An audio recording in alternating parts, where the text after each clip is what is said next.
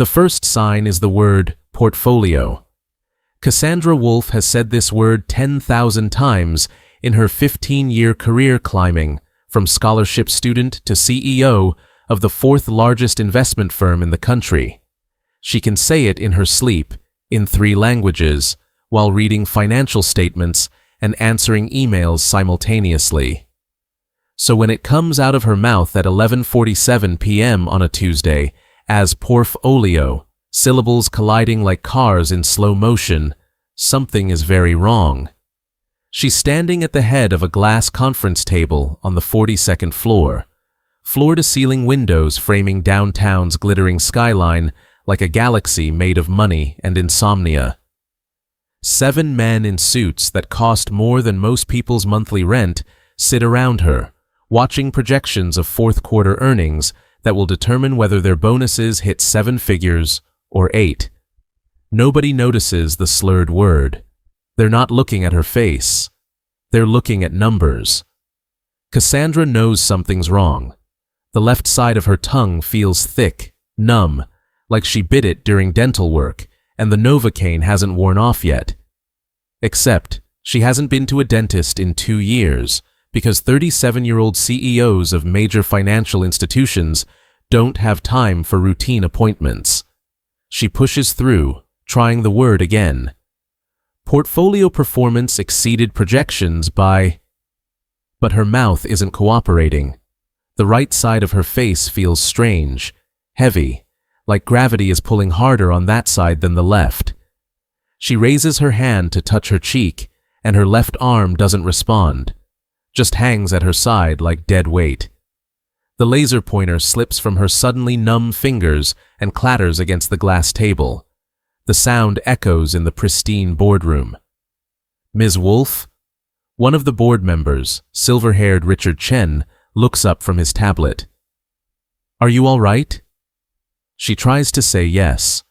What comes out is a garbled mess of sounds that don't form words. Her vision blurs at the edges. The numbers on the projection screen swim and multiply. She can see everyone staring now, finally looking at her instead of through her, and their faces show concern mixed with irritation because powerful women aren't supposed to falter, aren't supposed to show weakness, aren't supposed to be human. She tries to take a step toward her chair and her left leg buckles. She catches herself on the edge of the table, gripping hard with her right hand because her left hand won't grip at all. This is how strokes announce themselves, not with dramatic collapses and sirens like in movies, with a slurred word, a dropped pen, a face that starts melting on one side like a Dali painting, with confusion and fear and the terrible knowledge that something catastrophic is happening inside your skull and you're completely powerless to stop it. Cassandra Wolf, who's built a career on control and competence and never admitting she needs help, is having a massive stroke in a room full of people who've never seen her as anything but invincible. And 70 feet away, sitting in a chair in the executive hallway, a man she's never actually looked at in 3 years is about to make a choice that will save her life and destroy his own. Comment below where you're watching from. Let's build a community that values people who see what others miss. Nathan Cross knows something is wrong before anyone in that boardroom does. He's sitting in the executive hallway where drivers and assistants wait in chairs that cost more than his monthly rent, thinking about Stanford and the $85,000 tuition bill that might as well be $8 million for all the chance he has of paying it. His daughter Mia's acceptance letter has been taped to their refrigerator for 2 weeks, the embossed Stanford logo mocking him every morning when he makes coffee at 5 a.m. before his shift. She told him last night she wants to defer, get a job, help him save up. He told her absolutely not, she's going, he'll figure it out. But sitting here at midnight waiting for his boss to finish another late meeting, he has no idea how to figure it out. He makes $42,000 a year driving Cassandra Wolf to meetings and dinners and the office and back to her penthouse. After rent and food and Mia's books and the medical debt he's still paying from 3 years ago when he lost everything, There's maybe $300 left each month. Stanford costs $7,000 a month for 9 months. The math doesn't work, has never worked, will never work unless something fundamental changes. He's calculating whether he can pick up weekend Uber shifts when the boardroom door opens and Cassandra Wolf appears. Except she's moving wrong. Her gait is uneven, listing to the left like a boat taking on water, her left leg dragging slightly. She's gripping the doorframe with her right hand, leaning on it, and her face. Nathan sits up straighter, his entire body going on alert. Her face is wrong. The right side is drooping, sagging, the corner of her mouth pulled down in a grotesque half-frown while the left side remains normal. Facial asymmetry, unilateral weakness, slurred speech he can see even from here as she tries to say something to Richard Chen, and it comes out garbled.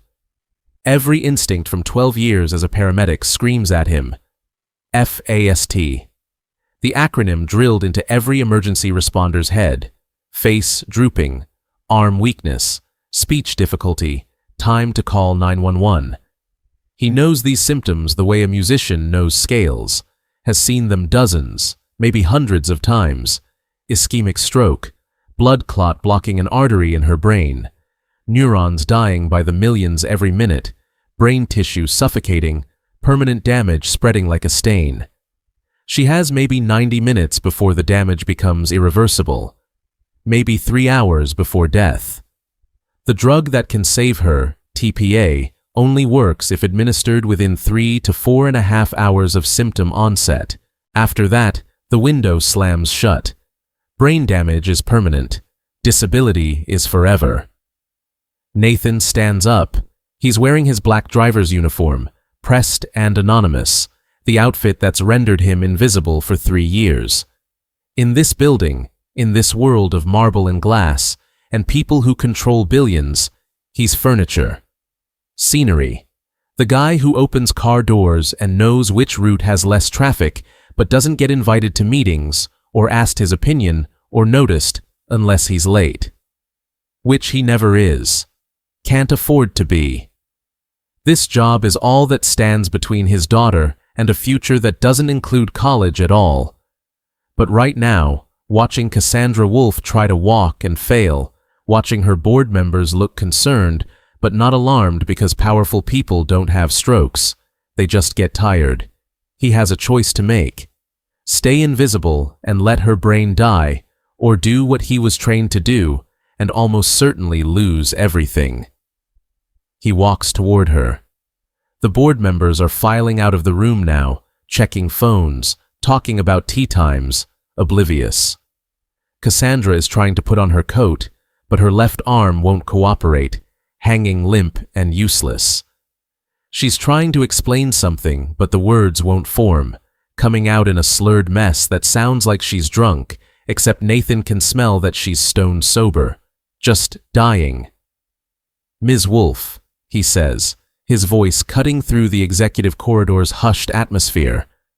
She doesn't look at him, has never looked at him in 3 years. He's the driver. He's nobody. "Ms. Wolf, I need you to sit down right now."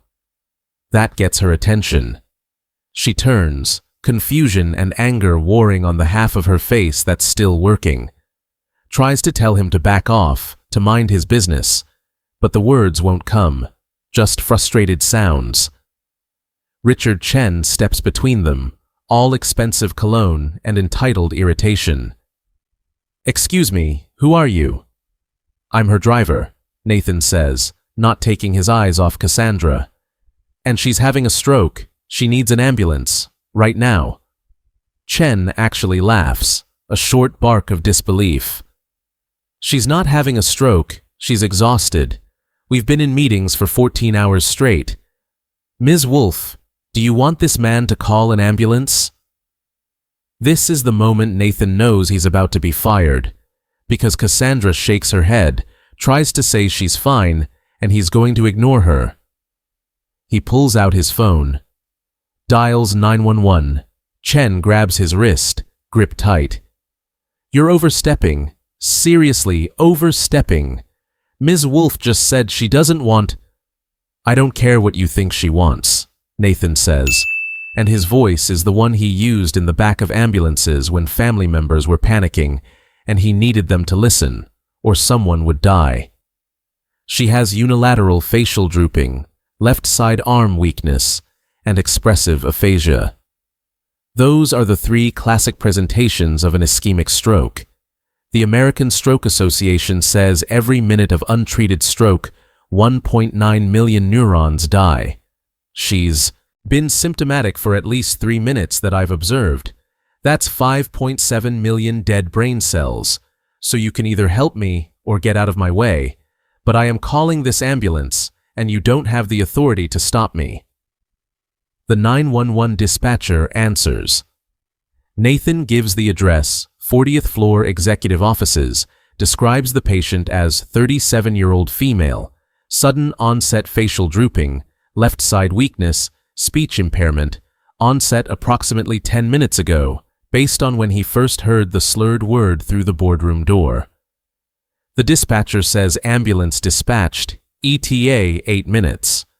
Nathan hangs up, kneels beside Cassandra, who's now sitting in a chair because her legs gave out. Ms. Wolf, I need you to not try to talk. Don't try to move your left side. Just breathe slowly. Help is coming. He checks her pulse at the wrist. Rapid, irregular, feels like atrial fibrillation, which probably threw the clot that's killing her brain, and makes mental notes for the paramedics. The board members are standing around like expensive statues, useless and increasingly angry. One of them is on the phone, presumably calling security or legal or someone to complain about the driver who just hijacked their CEO's medical emergency. Nathan doesn't care. He's watching Cassandra's eyes, checking pupil response, monitoring her breathing. She's trying to say something. He leans close. Don't talk. Save your energy. You're going to be okay. He doesn't know if that's true. Stroke outcomes depend on how fast treatment starts. Fast enough, full recovery. Too slow, permanent disability, or death. They're racing a clock measured in minutes. The ambulance arrives 7 minutes later.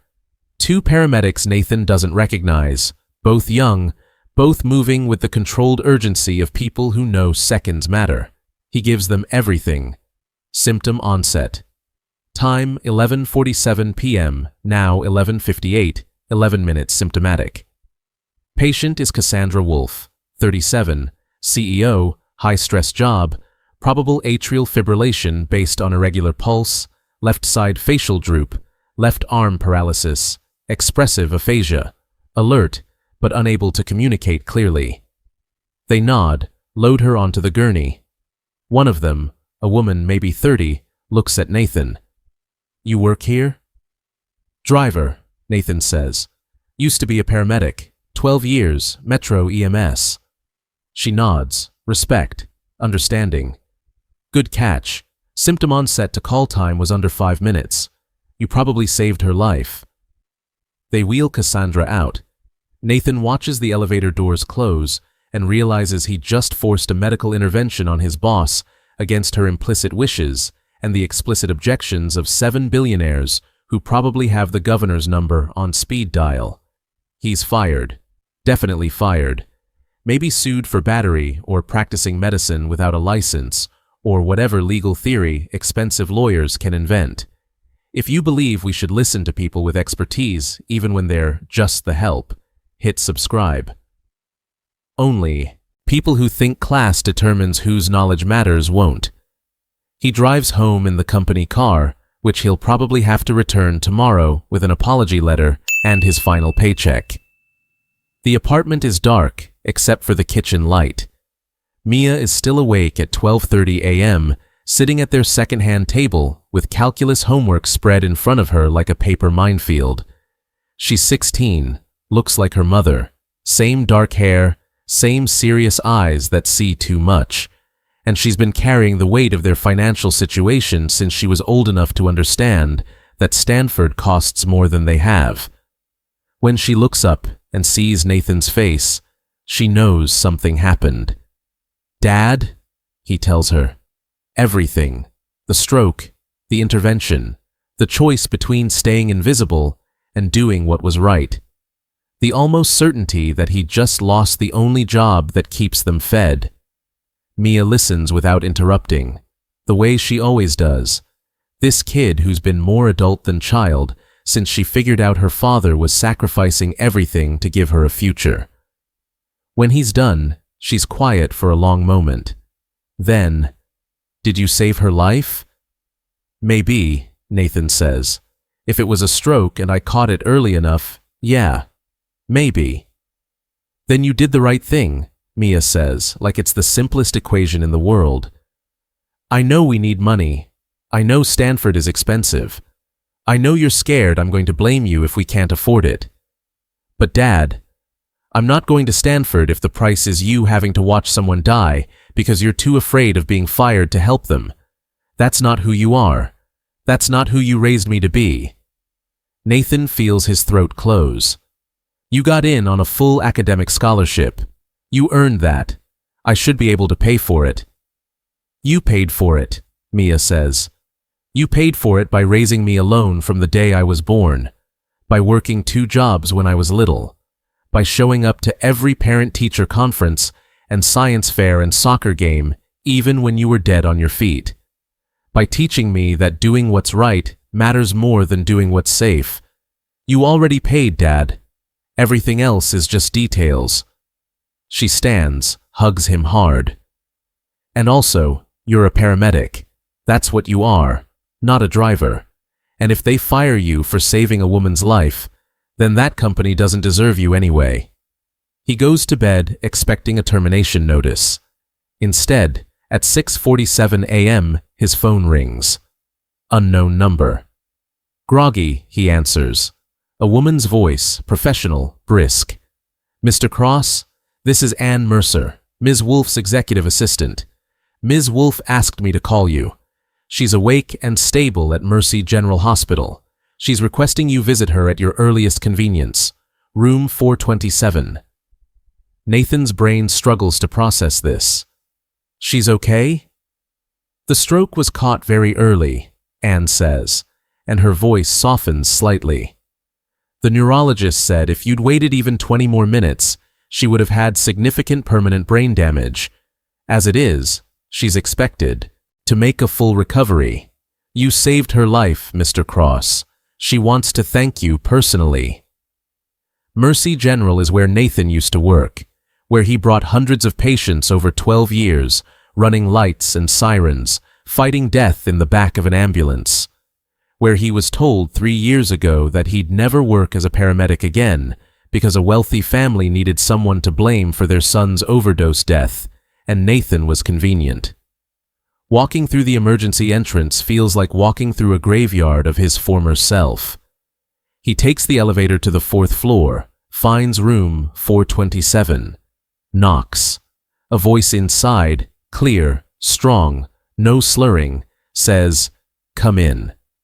Cassandra Wolf sits propped up in the hospital bed, IV lines snaking from her arms to bags of saline and medication, monitors beeping a steady rhythm beside her. She's wearing a hospital gown instead of a $3,000 suit, her hair unstyled, face bare of the makeup armor she usually wears. She looks younger, more human, vulnerable in a way he's never seen her, and she's looking at him, really looking, seeing him, for the first time in 3 years. "Nathan Cross," she says. His name in her mouth is startling. She knows his name. "You actually know my name." "I didn't," she admits, and has the grace to look ashamed.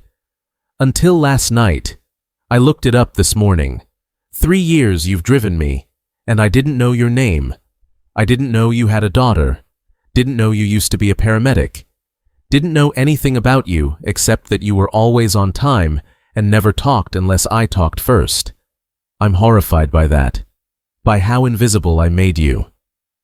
Nathan doesn't know what to say. She continues, words coming faster like she's been rehearsing. "The doctors told me what happened. That you diagnosed a stroke in under 2 minutes based on symptoms most people wouldn't have noticed. That you called an ambulance over my objections and my board's threats. That you gave the paramedics a detailed patient assessment that let them start treatment immediately. That your timeline put symptom onset at 11:47, which gave them enough data to administer TPA at 12:32 a.m., well within the treatment window. They said if you'd hesitated, if you'd waited for me to collapse completely or for someone with authority to make the call, I'd be permanently disabled right now. Maybe dead. You saved my life, Nathan. And I don't even know how to begin thanking you for that. You don't need to thank me, Nathan says. I just did what I was trained to do. You did more than that, Cassandra says. You risked your job, your income, your ability to support your daughter. The board wanted you fired last night. Richard Chen called me at 6 this morning to tell me you assaulted me, practiced medicine without a license, and should be terminated and possibly sued. I told him if he ever called me again, I'd have him removed from the board. You saved my life, and he wanted to punish you for it because you're a driver and I'm a CEO, and you weren't supposed to have an opinion about my health. She pauses, and Nathan sees real anger in her eyes. I've spent 15 years building a career in a world that values money over people, that measures worth in dollars and job titles. That taught me to see people like you as invisible, as lesser, as not worth my time or attention. And it almost killed me. Because when I was dying, the 7 brilliant executives in that room, with MBAs from Harvard and decades of experience, saw nothing. But you, a driver they all looked through, you saw everything. And you cared enough to risk everything to save me, even though I've never given you a single reason to. Her voice cracks. Why did you do it? Honestly. Why did you risk your job for someone who doesn't even know your name? Nathan thinks about this. About Amber, his wife who died from medical neglect in an understaffed hospital. About the young man who overdosed 3 years ago and died despite Nathan's best efforts. About all the lives he's saved and the ones he couldn't. Because I'm a paramedic, he says finally. I know I'm working as a driver right now, and I know that's all you saw when you looked at me, when you looked through me. But being a paramedic isn't what I do. It's who I am. And paramedics don't let people die just because saving them is inconvenient. We don't calculate whether it's worth it based on who the patient is or what it might cost us. We just save lives. That's the job. That's the calling. And I couldn't turn that off even when I lost the uniform. Cassandra's eyes are wet. I had my assistant pull your employment file this morning, and your history. 12 years with Metro EMS, exemplary record, hundreds of successful saves. Then 3 years ago, a patient death during transport, heroin overdose, cardiac arrest. You followed protocol perfectly, did everything right. But the patient's family was wealthy and connected, and they needed someone to blame. So, they blamed you, launched an investigation, and even though the medical review completely cleared you, you were fired anyway because the family donated $2 million to the hospital system and you were expendable. Nathan's jaw tightens. How did you? I'm the CEO of an investment firm, Cassandra says. I know how to research, and I know what it looks like when powerful people destroy someone to protect themselves because I've participated in that system my entire career. I've made decisions that prioritize shareholders over employees, profit over people, success over ethics. I've looked through hundreds of people the way I looked through you, and I'm sickened by it, by who I've become, by what this world turned me into. She sits up straighter, wincing slightly. I want to fix this, not just your wrongful termination, though I'm going to do that too.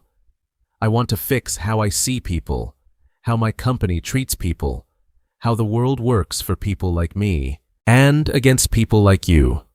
And I need your help to do it, if you're willing. I don't need charity, Nathan says automatically. It's not charity, Cassandra says. It's justice. And it's also entirely selfish, because I need someone in my life who tells me the truth, even when it's inconvenient. Someone who sees me as a person, not a title or a bank account.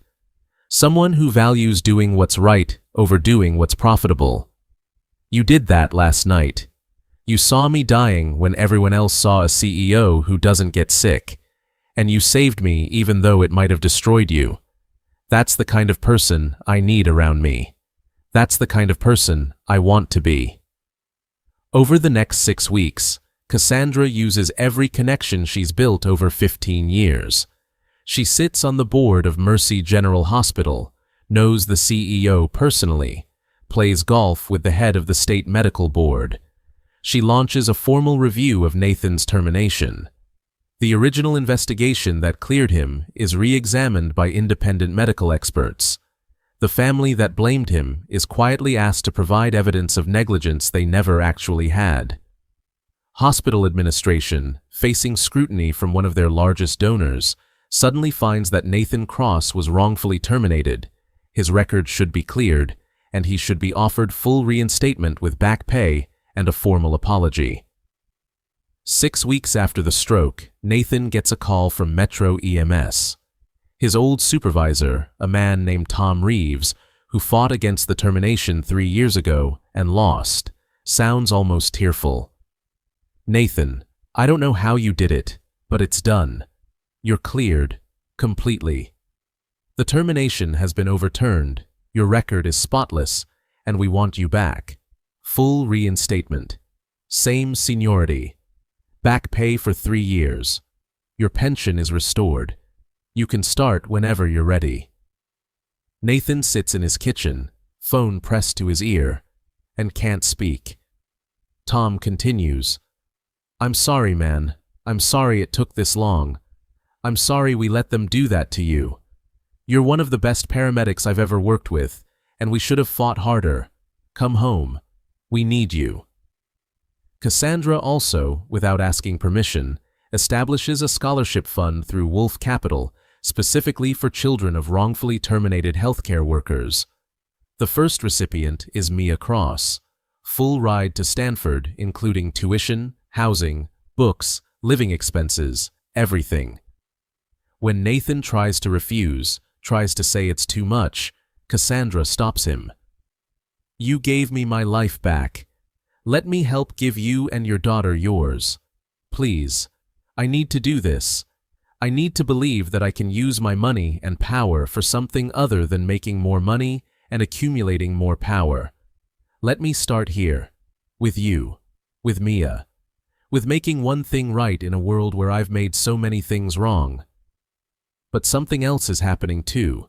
Something neither of them planned. She keeps calling him. Not about work. She's insisted he resign as her. Driver immediately said, if they're going to be friends, they can't have an employer-employee relationship, and they are becoming friends. She calls to ask his opinion on a new health initiative the company is launching for employees. Calls to tell him she actually spoke to the janitor this morning, learned his name is Gerald, and he's putting 3 kids through college on a cleaning salary. And did Nathan know how insane that is? Calls because she's having dinner alone in a penthouse that cost $8 million, and she's realizing that being rich and being happy are completely different things, and she doesn't know how to be happy. But she thinks maybe he does. He calls her too. Tells her about Mia's first day at Stanford, how she FaceTimed him from her dorm room crying happy tears. Tells her about his first day back at Metro EMS, how his old partner hugged him so hard he couldn't breathe. Tells her about running his first call after 3 years away, an elderly woman having a heart attack, and how he saved her and remembered why he loved this work. Tells her about Amber, his wife, how she died from postpartum complications 16 years ago in an understaffed hospital where overworked nurses missed an infection, and how he's spent 16 years feeling like he failed her, and how Cassandra's words about not blaming himself are the first thing that's made that guilt loosen its grip. They meet for coffee, then lunch, then dinner at a small Italian restaurant. Nathan knows in a neighborhood Cassandra has never been to, despite living in this city her entire adult life. Then regular dinners, twice a week, then 3 times, then he's picking her up from her office, and they're going to the art museum or a movie, or just walking through the city and talking about everything and nothing. Her world is scandalized. The gossip sites pick it up. Billionaire CEO dating former driver. The think pieces write themselves. Class dynamics, power imbalances. Is this appropriate? What does it mean? His world is skeptical too. Friends ask what a billionaire could possibly want with a paramedic. How long until she gets bored? Is he ready to be someone's charity case? They don't care. Because somewhere between the hospital room and the dinner conversations and the late-night phone calls, they've fallen in love. Not the dramatic movie kind. The real kind that builds slowly, that's based on respect and honesty and seeing each other as fully human. The kind where she tells him about growing up poor, about her father dying of a preventable heart attack when she was 22 because he couldn't afford good health care, about how she spent 15 years becoming rich and powerful because she was terrified of ever being powerless again. And he tells her about the lives he saved and the ones he couldn't, about the guilt that lives in him like a second heartbeat, about how being fired felt like being erased from existence. They see each other, really see each other, and what they see, they love. 6 months after the stroke, Cassandra shows up unannounced at Nathan's apartment. Mia is home from Stanford for winter break, and she opens the door to find one of the most powerful women in finance standing in their hallway holding takeout Thai food. Ms. Wolf. Mia's eyes are wide. Hi, Dad didn't mention you were coming. He doesn't know, Cassandra says, suddenly nervous in a way she never is in boardrooms. Is he here? Nathan emerges from the kitchen, sees Cassandra, smiles the way he smiles now around her, open, unguarded, happy. What's wrong? Nothing's wrong, Cassandra says. I wanted to meet Mia, officially, and I wanted to ask you both something. They sit in the living room that's small and cluttered with Mia's textbooks and Nathan's EMS manuals, and nothing like the spaces Cassandra usually inhabits. She looks at Mia, this brilliant 16-year-old who's somehow more mature than most adults Cassandra knows. Your father saved my life. Did he tell you? He did, Mia says. He also said you saved his career and paid for my school, and I never properly thanked you for that.